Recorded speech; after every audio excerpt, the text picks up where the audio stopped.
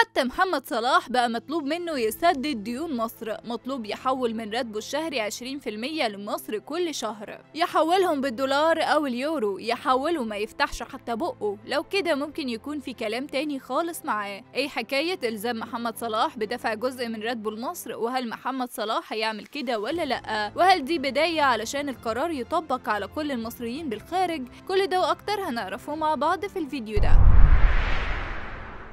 مفيش في مصر كلام دلوقتي غير عن الدولار واللي بيحصل فيه، والأمر وسع خالص وجت سيرة محمد صلاح في الموضوع. النجم المصري دلوقتي في كلام عليه إنه لازم يشارك في سداد ديون مصر اللي بالدولار، يسدد وما يقولش لأ، وهو أصلا مش هيقول لأ، ده بناء على رأي مقترح المبادرة دي. مقترح مبادرة مشاركة محمد صلاح في سداد ديون مصر هو الدكتور عبد السند يمامة رئيس حزب الوفد المصري. الدكتور وجه بتقديم اقتراح بقانون يلزم المصريين العاملين في الخارج بما فيهم محمد صلاح بدفع أو تحويل 20% من رواتبهم الشهرية لمصر، يبعتوا هم الدولارات واليورو لمصر تسدد ديونها، ومصر بعد كده تبعت لأهل الشباب دول ومنهم محمد صلاح قيمة الدولارات بالمصري، يعني هيردوا الدولارات بالجنيه المصري وبالسعر الرسمي في البنك.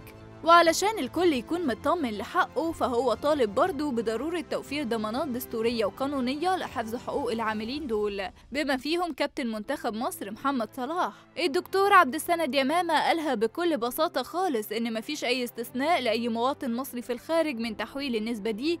أي مصري في الخارج بيقبض بالدولار أو اليورو ملزم إنه يدفع بعد تطبيق المقترح ده، يعني سواء بقى كنت عامل في شركة أو عامل في مصر أو لاعب كورة زي محمد صلاح أو حتى عامل بلدية وبتكنس في الشوارع، في الآخر الكل ملزم يدفع بالدولار. المقترح اللي قاله الدكتور عبد السند كان خلال حلقة نقاشية في معهد الدراسات السياسية لحزب الوفد، قال فيها الدكتور إن الوطن للأسف بيمر بظروف صعبة جدا، في محنة اقتصادية صعبة تستلزم إن الكل يكون واقف مع البلد، كل أولادها يكونوا واقفين معاها ويساندوا في خروجها من الأزمة دي بإذن الله على خير.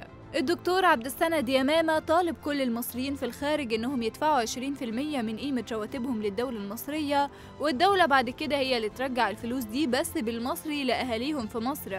الراجل شايف إن الأمل دلوقتي في المصريين بالخارج، هم دول اللي يقدروا يحلوا جزء كبير من الأزمة، أزمة عدم توافر العملة الأجنبية في مصر في الوقت الحالي.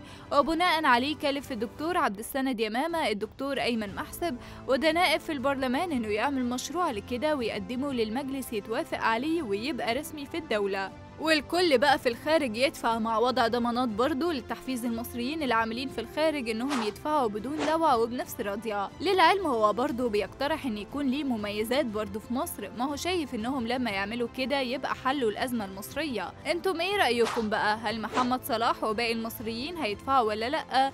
وهل ممكن يطبق على كل المصريين بالخارج؟ شاركونا برأيكم في التعليقات.